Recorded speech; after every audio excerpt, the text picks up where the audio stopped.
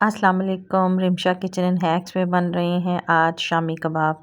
शाम की चाय हो और शामी कबाब ना हो तो चलें आए बनाते हैं। उसके लिए सबसे पहले हमने लिया है 1 किलो से थोड़ा ज़्यादा चिकन है यहाँ हमारे पास।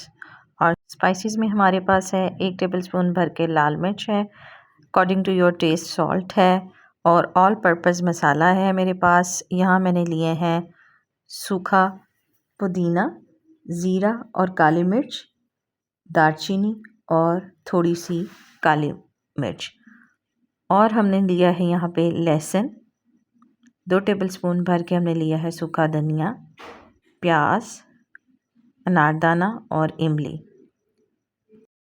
और हमने लिए हैं सब्ज़ धनिया और पुदीना हस्बे ज़रूरत। और इसके लिए हमें चने की दाल की ज़रूरत होगी, जिसको मैंने अच्छे से धो के कुछ देर के लिए पानी में भिगो दिया था।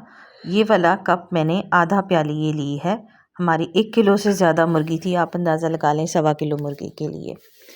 अब मैंने यहाँ चिकन के अंदर लहसुन, प्याज और अब इसके अंदर स्पाइसेस ऐड करेंगे। सारे मसाला जात जो हैं वो हम इसमें शामिल कर देंगे और इसको पकने के लिए हम चूल्हे पर चढ़ा देंगे। अभी हम इसके अंदर दाल ऐड नहीं करेंगे। जैसे ही हमारी चिकन को 1-2 बॉयल आ जाएंगे, फिर हम इसके अंदर जो है वो दाल भी ऐड कर देंगे। जैसा कि आप देख सकते हैं, आधे घंटे के बाद मैंने ये चेक किया था तो हमारा चिकन जो है वो डीबोन भी हो रहा है। और दाल को चेक करते हैं, यहाँ ये गल गई है।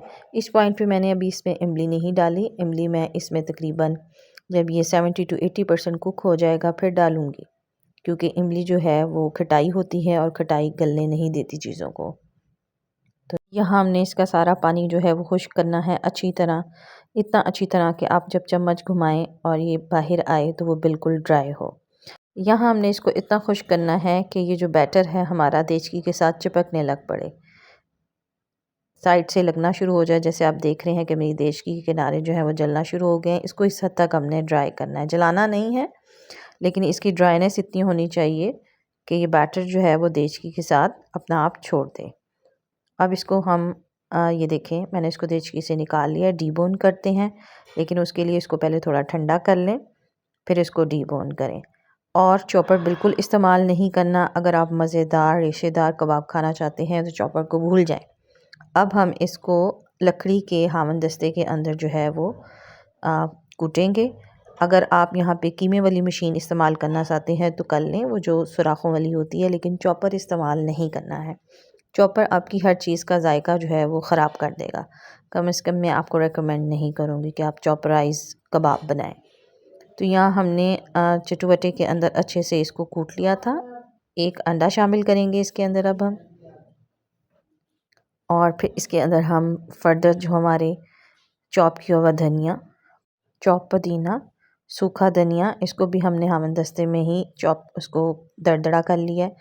और हमने इसके अंदर शामिल किया है अनारदाना, जिसको आपने बहुत अच्छे से पीसना है। एज़ यू कैन सी, इसका पीसना बहुत ज़रूरी है, अदरवाइज़ ये आपके मुंह में आएगा। अगर आपको ये नहीं पसंद है तो आप इसको स्किप भी कर सकते हैं।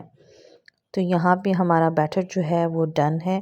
अब हम इसकी अच्छे से जो है प्यारी सी टिक्कियाँ बना लेते हैं और इनको आप तकरीबन 1 महीने के लिए इजीली फ्रीज़ कर सकते हैं। जितना चिकन मैंने लिया था, इस चिकन के अंदर आपकी तकरीबन 20 शामी कबाब जो हैं वो रेडी हो गए थे। आई होप आपको ये रेसिपी अच्छी लगेगी। अगर आपको अच्छी लगी है तो मुझे फ़ीडबैक दें और दुआ में याद रखें। Thank you.